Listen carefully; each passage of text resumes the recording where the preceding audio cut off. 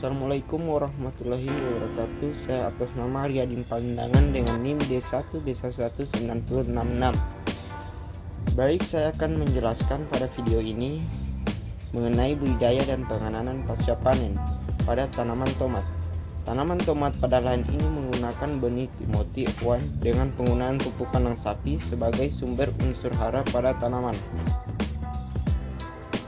Tanaman tomat merupakan salah satu komoditas pertanian yang memiliki nilai ekonomi yang tinggi. Tingginya nilai gizi yang dimiliki buah tomat membuat buah tomat menjadi kegemaran setiap orang.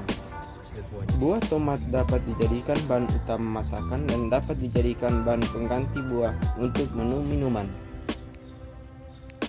Tanaman ini dapat hidup di dataran rendah maupun dataran tinggi dengan tekstur tanah yang tidak terlalu basah atau digenangi air. Tinggi tanaman ini dapat mencapai ketinggian antara 2-3 meter. Syarat-syarat yang perlu diperhatikan untuk pertumbuhan tomat ialah tanah gembur dan sedikit mengandung pasir. Kadar kemasannya antara 5-6, banyak mengandung humus dan air yang cukup. Masa panen tomat dilakukan saat tomat berumuran 75 hari setelah penanaman bibit atau setelah bibit berumur 3 bulan. Waktu pemanenan yang paling tepat dilakukan saat cuaca terang dengan cara mematahkan tangkai buah sambil memegang ujung buah dengan telapak tangan. Tomat yang buahnya digunakan untuk pengolahan, maka yang digunakan harus dalam keadaan segar. Yang diperoleh dalam hasil pemanenan tomat yang sudah masak dan sudah berwarna merah saat masih di pohon.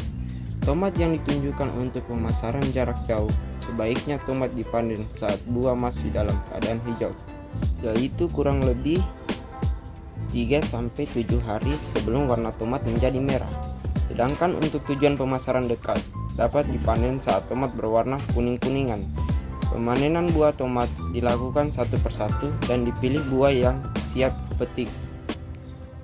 Baik, berikutnya yaitu tahapan pasca panen tomat. Yang pertama yaitu sortasi dan grading. Sortasi tomat bertujuan untuk memisahkan atau menyeleksi tomat yang bagus dan rusak atau yang sesuai dengan peminatan pasar. Yang kedua, pengemasan dan pelabelan.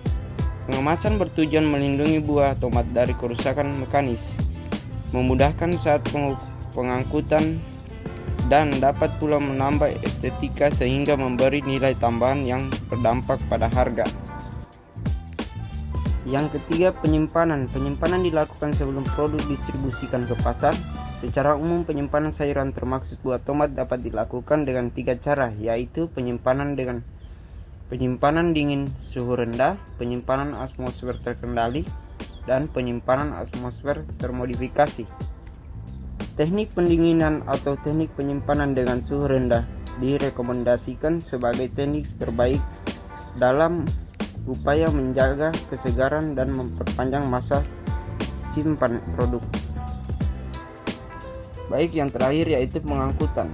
Dalam kegiatan pasca panen yang dimaksudkan untuk menyampaikan buah tomat dari kebun ke gudang penyimpanan atau ke pusat-pusat pemasaran, misalnya pasar-pasar induk, pasar-pasar lokal, atau pasar swalayan. Cara menyusun produk atau kemasan pada saat pengangkutan harus diperhatikan. Hindari menumpuk produk atau mencampur produk pada saat pengangkutan untuk mengurangi risiko kerusakan.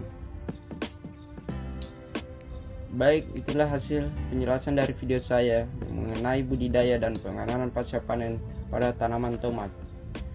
Lebih dan kurangnya mohon dimaafkan. Wabillahi taufiq wal hidayah. Wassalamualaikum warahmatullahi wabarakatuh.